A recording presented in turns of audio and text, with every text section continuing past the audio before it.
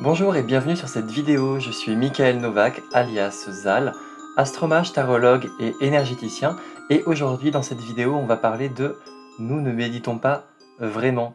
La méditation c'est de plus en plus monnaie courante, y compris dans les écoles, et franchement on peut que le saluer parce que ça a des effets positifs à tous les niveaux, du point de vue mental, du point de vue physique, sur la concentration, etc. Mais en lisant un petit peu, les rubriques spirituelles sur les réseaux, on a l'impression que c'est un outil parmi d'autres et que tout le monde l'a essayé et donc tout le monde le maîtrise, donc on peut passer à autre chose et plier l'affaire. Or c'est pas du tout le cas parce que déjà, ce qu'on appelle nous la méditation, par facilité de langage et par absence d'autres traductions, ça n'est pas réellement la méditation. Si on prend, un petit peu les origines de tout ça, en fait, ce qu'on fait nous, c'est plus de la concentration. Donc, je vais m'appuyer un petit peu sur mes connaissances dans le domaine du sanskrit et du yoga.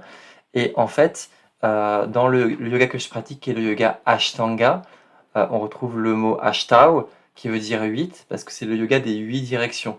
Et donc, dans les 8 directions fondamentales du yoga qui permet d'atteindre l'union, eh bien, on a ce qu'on appelle dhyana, qui est l'état de méditation.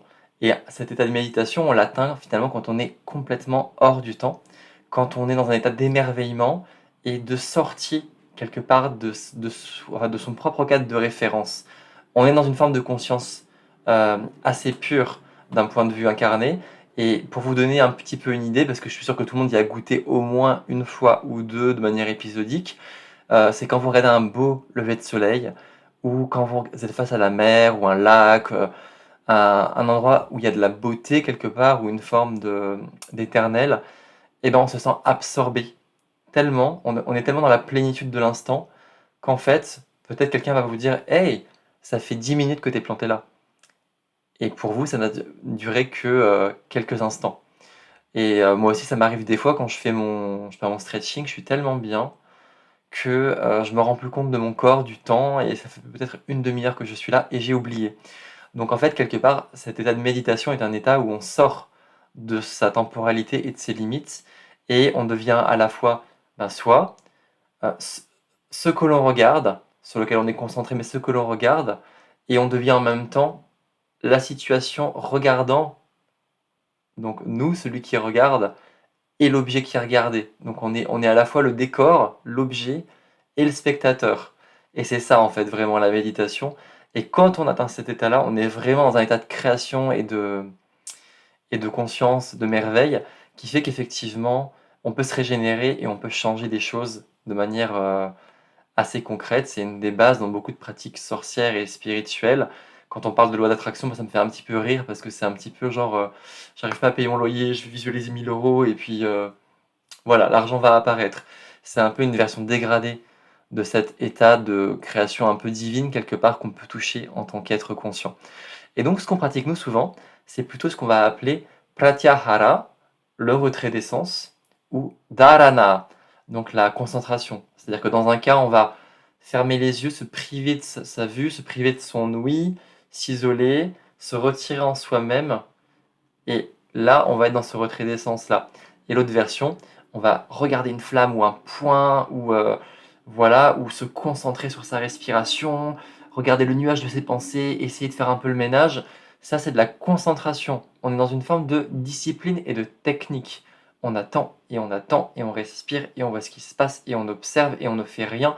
Mais c'est pas l'état de méditation. Ça, c'est le but de ces pratiques-là est d'atteindre la méditation. Mais la méditation, ce n'est pas de s'asseoir en lotus et de faire ça. Ça, c'est juste une technique. Et pourquoi est-ce que c'est intéressant de vous raconter cette subtilité-là? C'est parce que bah, finalement, beaucoup de personnes disent, moi j'ai essayé, ça marche pas pour moi. C'est parce que ça se fait pas comme ça. C'est un peu comme un muscle d'ouvrir cette porte en soi. Et je vais vous donner quelques clés pour arriver à plus facilement pratiquer la concentration et donc ce que nous on appelle la méditation pour atteindre cet état d'unité et de plénitude. Donc, conseil un peu bateau du jour, hein, se mettre dans un endroit calme où on va pas être dérangé, le téléphone, le réveil, les klaxons de bus si possible, les enfants, voilà. Et puis c'est aussi, ça va moins vous plaire, de s'astreindre à une forme de discipline. C'est-à-dire il faut se donner un rendez-vous avec soi-même, parce que plus on va le faire dans un lieu, à un moment et une posture qui nous correspondent, mais qui sont comme des rendez-vous ritualisés, moins le cerveau, il va lutter contre ça et se poser de questions. Et ça va permettre d'arriver à s'observer dans son évolution et d'arriver à contribuer à créer un habitus, à créer ce muscle d'aller dans cette démarche de calme. Et vous allez voir qu'il peut y avoir beaucoup de parasites effectivement émotionnels et psychologiques et d'ego et de si et de pensées un peu qui électrisent.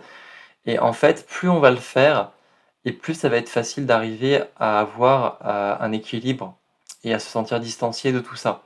Et ça peut demander plusieurs semaines, plusieurs mois, enfin quelques jours pour certaines personnes, mais plus on va le faire et plus ça va devenir une forme de réflexe, myotatique. Vous voyez? C'est le réflexe un peu de Pavlov, c'est, le médecin là qui vous, donne le petit coup de spatule sur le genou, ça lève. Bah, c'est un petit peu quand je me mets dans cet état-là, mon être sait que je vais vers ce lâcher prise et cette présence, en fait, absolue, qui va m'ouvrir une conscience et un état particulier. D'un point de vue neurologique, c'est vraiment ce qu'on fait, on est en train de s'entraîner. Tout comme on ferait une éducation à quelqu'un qui s'est cassé les jambes à remarcher, vous voyez? On remuscle, voilà, bah, c'est la même chose. Et donc là, quand quelqu'un qui me dit: «J'y arrive pas», mais qu'il est frêle comme une mamie de 120 ans, bah, c'est parce qu'il faut se pratiquer, il faut se confronter, il faut se donner du temps aussi, tout simplement. Voilà. Alors après, ce qu'il faut voir aussi, c'est qu'un grand obstacle, et c'est très terre à terre, il y a un grand obstacle finalement à cet état de concentration et de méditation, c'est la tension physique.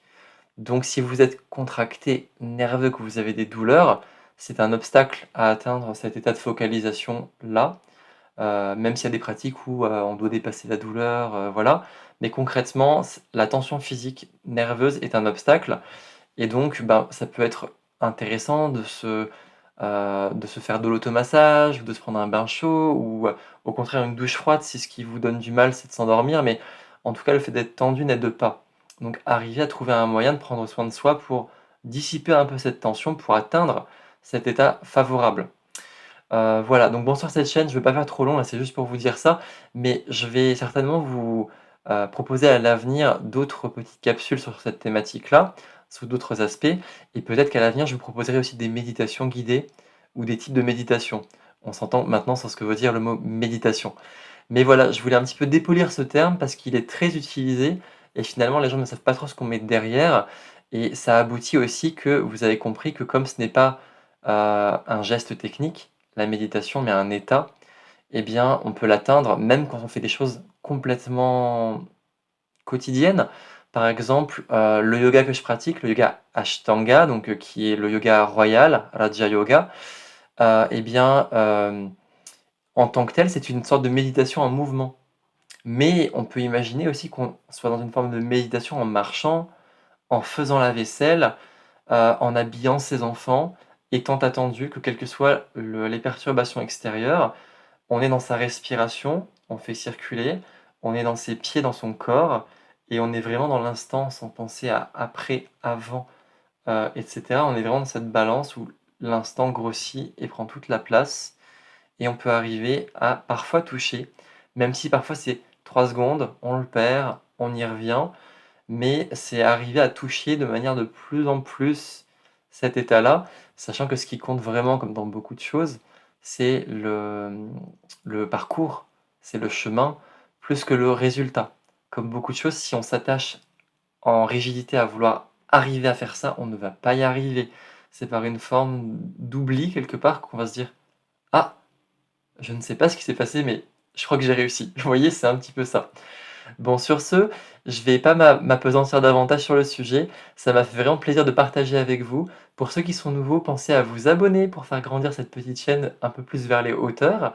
Et puis sinon, n'hésitez pas à me laisser aussi votre commentaire sur ce que vous avez pensé de ma vidéo, mais aussi votre expérience de la méditation, de la concentration, yoga, autres pratiques annexes, et peut-être comment est-ce que vous le mettez en pratique. Avez-vous des buts par rapport à tout ça, etc. Allez, une très bonne journée. À bientôt.